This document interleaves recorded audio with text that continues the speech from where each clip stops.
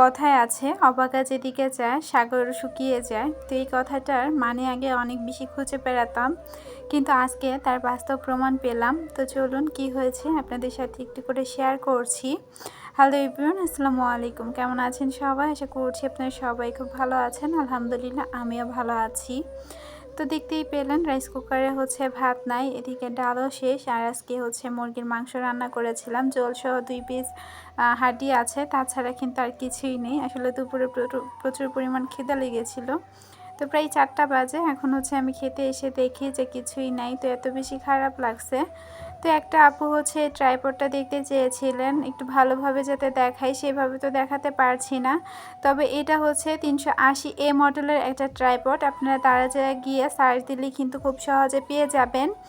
এই ট্রাইপডটা আমরা যারা ছোটোখাটো ইউটিউবার আছি তাদের জন্য অনেক বেশি উপকারী একটা ট্রাইপড। এটা কিন্তু 4.5 ফিটের মতো লম্বা হয়। তো খাবার না জুটলেও কী হয়েছে, একগাদা কাজ কিন্তু ঠিকই জমে থাকে। তো দেখতেই পেয়েছেন রান্নাঘরটার অবস্থা। রাতেও রান্না করব।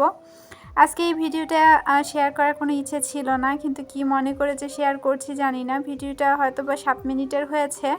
আশা করছি যারা ভিডিওতে ক্লিক করেছেন তারা ধৈর্য সহকারে আজকের এই ভিডিওটুকু দেখে যাবেন। আজকের এই ভিডিওটা করতে অনেক বেশি কষ্ট হয়েছিল, কারণ মনের মধ্যে একটু শান্তি ছিল না। যেহেতু দেশের পরিস্থিতি এরকম, ইউটিউবে টিকটকে যেখানেই যাচ্ছি না কেন দেশের এই ভয়াবহ বন্যার পরিস্থিতি দেখে মনটা খুব খারাপ ছিল, যার কারণে কোনো ভিডিও শ্যুট করতে পারিনি। কিন্তু যখন খেতে এসেছি এটা খুব বেশি খারাপ হয়ে যায়। ভাবলাম যে একটু ভিডিও শ্যুট করি আর আপনাদের সাথে কিছু শেয়ার করি। আপনারা অনেকেই আছেন যারা বলেন যে পরিবারের বদনাম করে কি পান।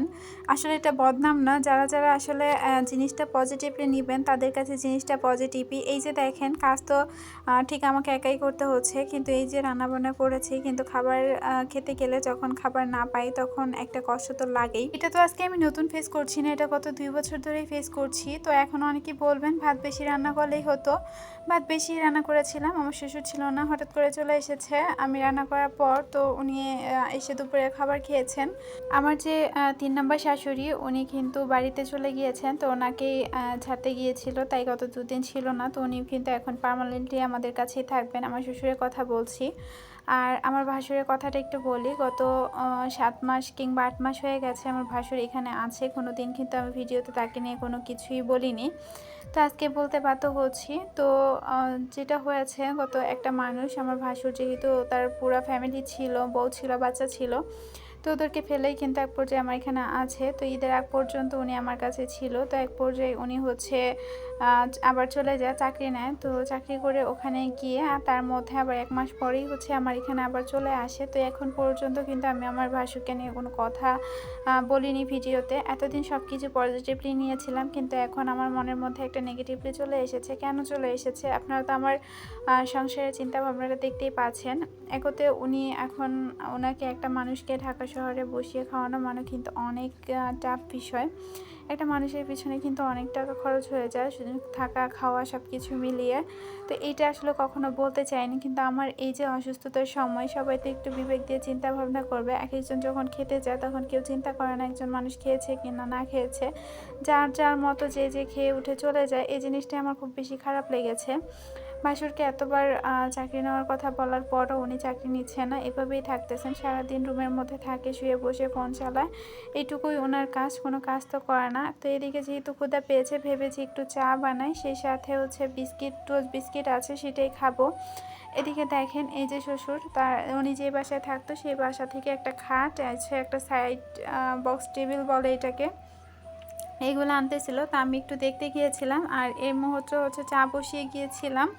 আর দেখেন চা পড়ে আমার চুলাটারই 12টা বেজে গেছে। ভাগ্যিস আমি দৌড়ে এসেছিলাম, নয়তো চুলাটা ফেটে যাওয়ার সম্ভাবনা ছিল। আসলে চা আমি সচরাচর কারেন্টের চুলাতে বানাতে চাই না, বানালেও সাথে দাঁড়িয়ে থাকি। তো যাই হোক, চাটাও আজকে আমার কপালে জুটলো না। তো যেহেতু একজন লোক এসেছে সাথে, তো ওনারা কষ্ট করে এসেছে, তো ওনাদেরকে দিয়ে দিয়েছি, আমি আর খাইনি। তো ওরাই 3 জনে খেয়ে নিয়েছে।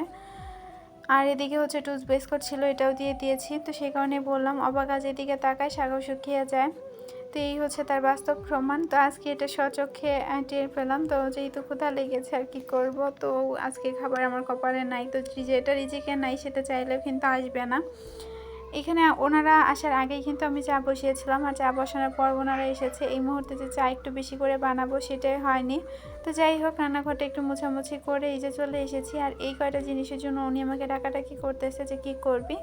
আর এই যে একটা ফ্রিজ, এটা কিন্তু নষ্ট, কেউ মনে বুঝবেন না, এটা ভালো, এটা নষ্ট একটা ফ্রিজ। তো যাই হোক, এই সব নিয়ে এসেছেন, তো কিছু বলার নেই। আমার আলহামদুলিল্লাহ অনেক আছে, আমার এই জিনিসের প্রয়োজন নেই। আমি পরে বলেছি যে বস্তা ভরে রেখে দেন, পরে হয়তো বা বস্তা ভরে রেখে গিয়েছে। এই যে দেখেন চা খাওয়া হয়েছে, আমার মা কিন্তু চাইলেই পারতো এই কাজগুলো করার জন্য বা এইগুলো ধুয়ে রাখার জন্য, কিন্তু উনি করেনি। তো যেখানে নিজের মাই নিজের কষ্ট বোঝে না, সেখানে অন্যকে দোষ দিয়ে কি লাভ। তো যাই হোক, এখন শ্বশুর এবং ভাসুর এটা আমার উপরেই হয়তো বা দায়িত্বটা চলে এসেছে, আমার উপরেই খাবে। আর বাসায় বসে এটা ওটা ওটা হুকুম করে যাবেন, আর আমাকে সেটা শান্তভাবে পালন করতে হবে। আর একদিকে তো আপনাদের ভাইয়া আছে, কিছু হলেও আমার দোষ, না হলেও আমার দোষ, সব থেকে দোষটা আমারই ধরেন। তো যাই হোক, মেয়েদের আসলে সুখ বলতে কিছু হয় না, পুরো পৃথিবীর সাথে যুদ্ধ করা যায় যদি নিজের পাশের মানুষটা ঠিক থাকে। কেউ যদি দিন শেষে বলে যে চিন্তা করো না, সব কিছু ঠিক হয়ে যাবে, ভালো হয়ে সব ঠিক হয়ে যাবে, তো এই কথাটা বললেও কিন্তু অনেক বেশি সান্ত্বনা পাওয়া যায়। কিন্তু এই সান্ত্বনাটুকু দেওয়ার মানুষ আমার ভাগ্যে জোটে নেয়, ভবিষ্যতে জুটবেও না। তো সব কিছু আল্লাহ পাকের ইচ্ছা, ওনার কাছে তারপরও শুকরিয়া আদায় করি যে যে অবস্থায় রেখেছেন ভালো রেখেছেন। তো চুলাটার অবস্থাটা দেখেই পেয়েছেন, আমি হচ্ছে ঝামা দিয়ে ঘষতে গিয়েছি, তো স্ক্র্যাচ পড়ে গেছে। প্রথমবার মনে ছিল না, এমন জোরে একটা ঘষা দিয়েছি। পরবর্তীতে মনে হলো কি রে, এটা তো কাছের জিনিস, এখানে তো স্ক্র্যাচ পড়ে যাবে, আর সেটাই হয়েছে আমার নতুন চুলাটার সাথে। তো এটা আসলে আমার ভুলের কারণেই হয়েছে। তো যাই হোক, এখানে একটু চিড়া ধুয়ে নিয়েছি, আর চিড়াটাই খাবো, যেহেতু আসলে ক্ষুধা সব কিছু সহ্য হয়, ক্ষুধার জ্বালা সহ্য হয় না। তো চিড়াটা ছিল, সেটাই এখন একটু চিনি দিয়ে আর লবণ দিয়ে মেখে একটু খেয়ে নেব। তো আজকের ভিডিওটা জানি না কেমন লেগেছে, হয়তো হিজিবিজি বেশি কাজকর্ম দেখাতে পারিনি, তবে ছোট্ট একটা কমেন্টে জানিয়ে যাবেন ভিডিওটা কেমন লেগেছে। আজকের মতো এখানেই বিদায় নিব, কথা হবে পরবর্তী ভিডিওতে। সেই পর্যন্ত সবাই ভালো থাকবেন, সুস্থ থাকবেন। আল্লাহ হাফেজ, আসসালামু আলাইকুম।